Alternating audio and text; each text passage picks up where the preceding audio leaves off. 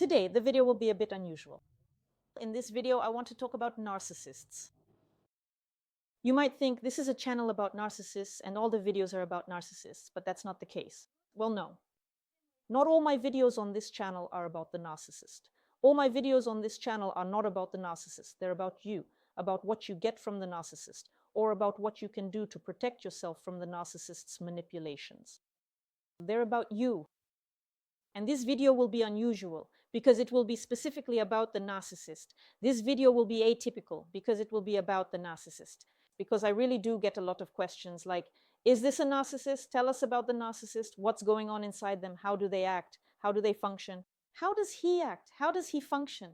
I decided to fill this gap and make a video truly about the narcissist, not about you as a victim or what you should do with them. So narcissist villains.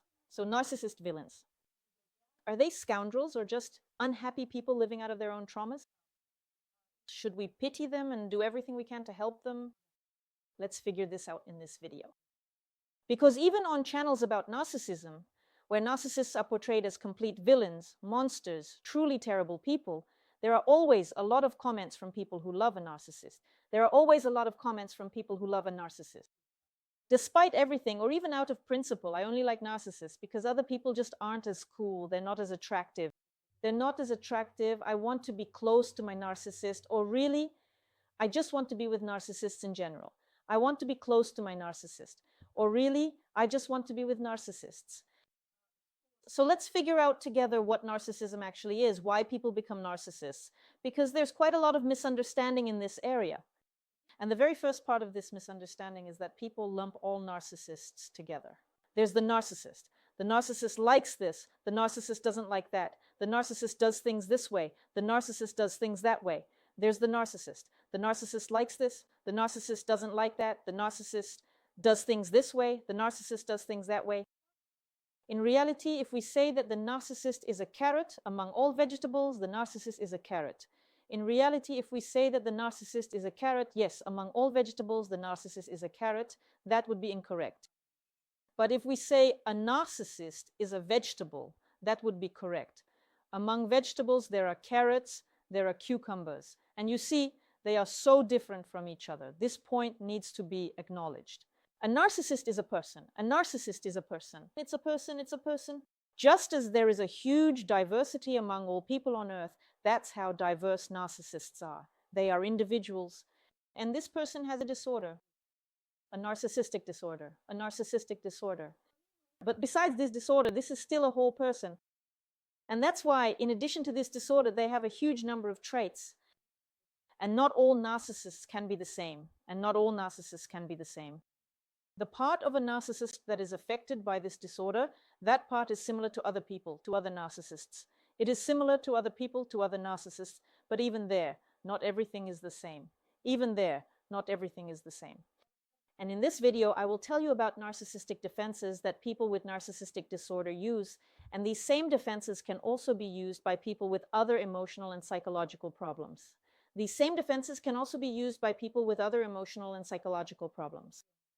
And even people who don't have any disorders or specific diagnoses also use them. Even people without any deviations or special diagnoses also use some of these defenses. It's simply a question of how much a person uses them. And be sure to watch the video until the end, because at the end I will explain where the line is between healthy narcissism and narcissistic disorder. Make sure to watch the video all the way through, because at the end I'll tell you where the boundary lies between healthy narcissism and narcissistic disorder. Because this diversity among narcissists, even when we talk about the same type of narcissist, the grandiose narcissists, they are still all different. Why? Why is that? Because right now we're going to look at 9 narcissistic defenses. If we consider that each of these traits manifests in every person, including every narcissist, on a scale from 1 to 100%, can you imagine the vast number of combinations? There are 9 narcissistic defenses, each manifesting differently on a scale from 1 to 100. This explains the diversity and why you cannot generalize that all narcissists are alike. And in addition to this, some narcissists may have some other disorder as well. They may have an attachment trauma, anxious attachment, or avoidant attachment. They might have borderline disorder in addition to this, or schizoid disorder. And will such a person talk about themselves? I have it like this, I have it like that. People say, oh, narcissists are like this because that person over there is a narcissist, and he talked about himself like that. He is just one of millions of narcissists. Many millions of narcissists, and that's how it is for him. But that doesn't mean it's the same for all narcissists. There are millions of narcissistic defenses that also exist in people who are not narcissists. So let's look at narcissistic defenses that can also be found in people who are not narcissists. The first and most well-known is idealization. When a person attributes to another object, this could be a person, an idea, or a thing, excessive positive qualities, in order to associate themselves with this perfection and, through this association, boost their own self-esteem. Again, many people who don't understand the nature of narcissists will ask, why does a narcissist need to boost their self-esteem? Isn't it already high? Again, many people who don't understand the nature of narcissists, with every member of the narcissists, think their self-esteem is already high, but it's not. No, and we will look at this in one of the defense mechanisms of grandiosity. Thank you. So, people with narcissistic personality disorder. People with narcissistic personality disorder compensate for their sense of inferiority by associating themselves with certain ideal people or objects. They compensate for their sense of inferiority by associating themselves with certain ideal people or objects, thinking, if I am with this person, I will become better. And when a person with narcissistic personality disorder feels envy toward those who possess certain qualities or achievements that they themselves lack, they want to cause suffering. That is, they idealize this quality or achievement, and by causing suffering to the one who possesses it, something the narcissist cannot attain, the narcissist experiences a kind of pleasure, a satisfaction in the style of, if I can't have it, then no one should. I can't enjoy it because I don't have it. But you having it shouldn't be happy either. You should be miserable because at least then my pain is lessened. And so the narcissist derives pleasure from the suffering of another person. The next narcissistic defense is devaluation. This is the opposite mechanism to idealization. When a person diminishes the value of other people, their achievements, or their qualities in order to protect their own sense of superiority, to cope with their envy, to deal with their disappointment or with their shame. When a person puts someone on a pedestal, and then it turns out that the one on the pedestal is unable to live up to these inflated expectations, disappointment and devaluation occur. If it becomes clear that the person on the pedestal cannot meet these high expectations, disappointment and devaluation set in. And if, for example, a narcissist wants to possess something and sees that someone else has it, he will devalue that person. If a narcissist desires something and notices that another person possesses it, he will devalue that person. That's where this comes from. When a person sees, for example, that I'm a 45-year-old man and I can't afford such a car, but this 25-year-old girl, well, she couldn't have earned it with her own brains. She couldn't have made that money with her own talents. I don't want to think that over the course of my professional development, I've achieved less than this girl has. I don't want to think that during all my years of professional growth, I've accomplished less than this girl. And I'll say she slept her way to the top because I can't admit that my skills are worth less in terms of money than this girl's skills. And I'll say she slept her way to the top because I can't accept that my skills are less valuable financially than this girl's skills. That's devaluation. And the next mechanism of narcissistic defense. And the next mechanism of narcissistic defense, as you can see, this devaluation, by the way, is not only typical of narcissists. A lot of people behave this way. The next one is denial. That is, the narcissist refuses to acknowledge a reality that threatens his self-image.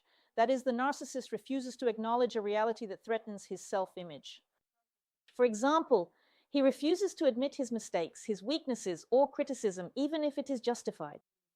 And the narcissist does not accept criticism. He reacts with rage to criticism. And he reacts with rage to criticism. And he reacts with rage when his mistakes are pointed out, instead of admitting them. He says, they're just jealous of me. And so narcissistic rage is also one of the sources of pleasure for the narcissist, because it is an outburst of aggression that creates internal pressure for the narcissist.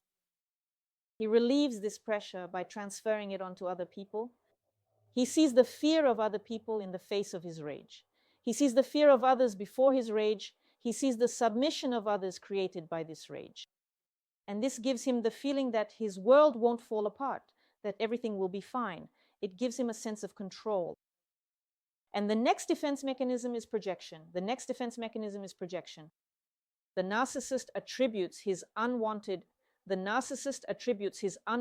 feelings, his shame, his envy, his sense of inferiority, his shame, his envy, his sense of inferiority to other people in order to avoid recognizing them in himself.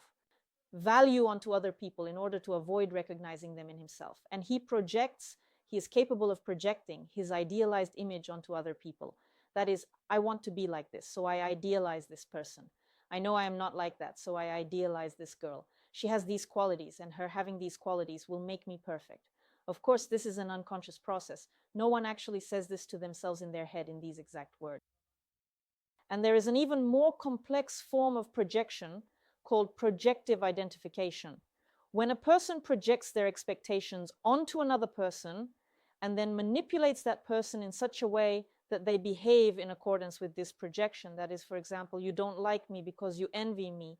And the person, the narcissist, manipulates in such a way that you get angry at them so that you do something bad towards them. He provokes you through manipulation, makes you do it. Through manipulation, he provokes you, makes you do it. See, I told you, you don't really love me. Here you go, here's the proof. Here you go, here is the proof. And projection helps the narcissist get rid of shame. And projection helps the narcissist get rid of shame. That is, the narcissist projects his repressed feelings onto another person. And by causing suffering to his victim, he transfers his own pain onto that person. It's not inside me anymore. Now it's over there in that person. Thank you. In other words, by humiliating another person, he transfers the pain of his own sense of worthlessness and inferiority onto that person. He sees how the person suffers from being devalued, made out to be worthless. And he feels relieved because now that pain is no longer inside him. He feels relieved because now that pain is no longer inside him. And the victim becomes this external container for all the emotions inside the narcissist. Guys, when you're in a relationship with a narcissist, those terrible toxic emotions you feel from his manipulations, from his abuse, know that all of that is actually inside him. And there are people who, despite all of this, still say, well, I still love him. No matter what, I still love him. For such people, I will soon be holding a masterclass called Erotic Dependence on a Narcissist.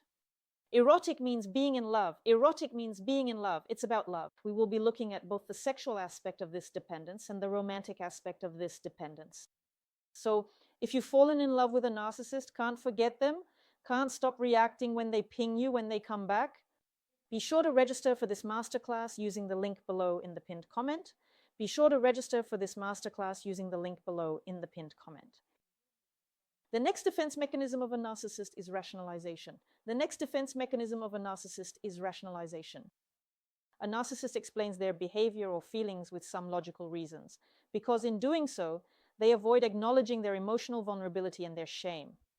A narcissist explains their behavior or feelings with some logical reasons, because in doing so, they avoid acknowledging their emotional vulnerability and their shame. And he will say, I stopped loving you because you're not the same as you were when He will say, I stopped loving you because you're not the same as you were when we first met.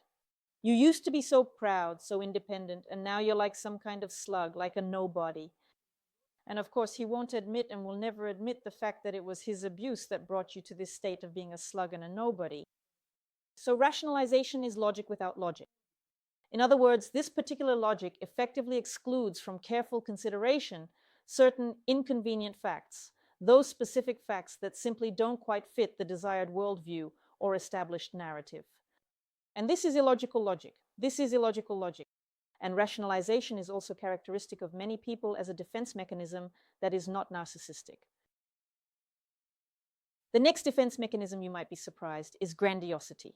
The next defense mechanism, you might be surprised, is grandiosity. It is based on the primitive defense mechanism of omnipotent control.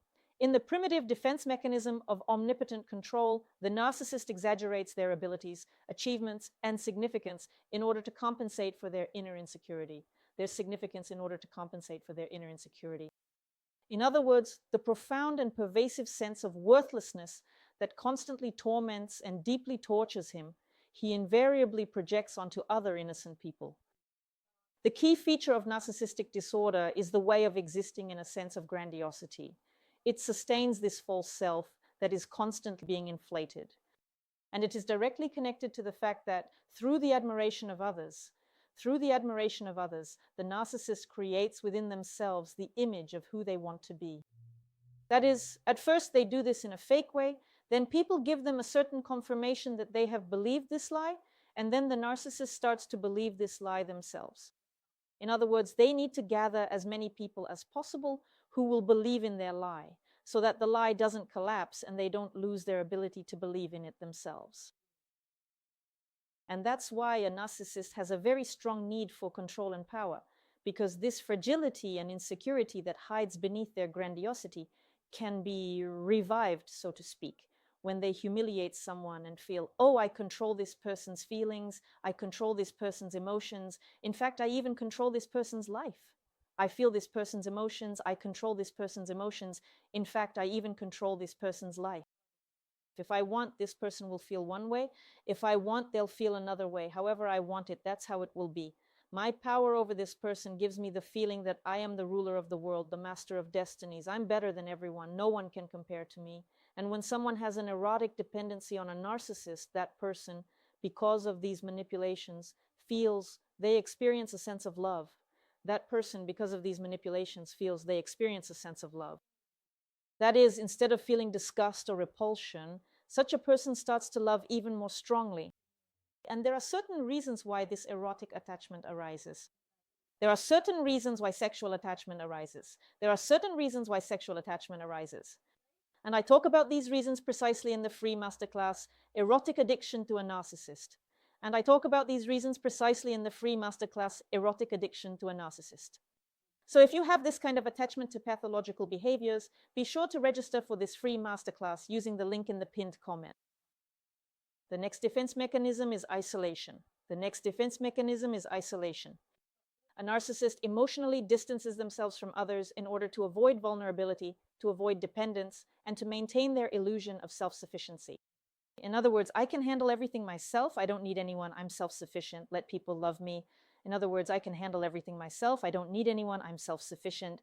Let people love me. Let them pursue me. Let them take care of me. Let them pursue me. Let them chase after me. And a narcissist is very afraid of being dependent on someone. So they deny their feelings, then block their feelings. And it's very hard to get out of these blocked feelings. The next defense mechanism is perfectionism, the pursuit of perfection as a way to avoid criticism and to maintain their image of a perfect self.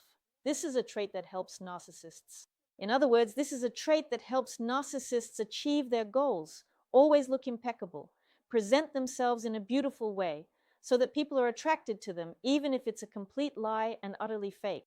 Because to truly say that narcissists perceive even the slightest failures as an absolute catastrophe is, in fact, a significant understatement. Insufficient success is perceived as a catastrophe, and failure is almost like the destruction or loss of life. In other words, this leads to a narcissistic collapse. A narcissistic collapse occurs. And that's why perfectionism is also a form of control. Perfectionism is also about control. In other words, a narcissist is like a small child who was very afraid of chaos, afraid that nothing depended on them, and they got stuck in these defenses. We'll talk about this in more detail now. They got stuck, and now we'll discuss this in more detail. So they say, I'd rather be the best at everything because otherwise I'm worth nothing. It's either I'm God or I'm nobody. Either I'm God or I'm nobody.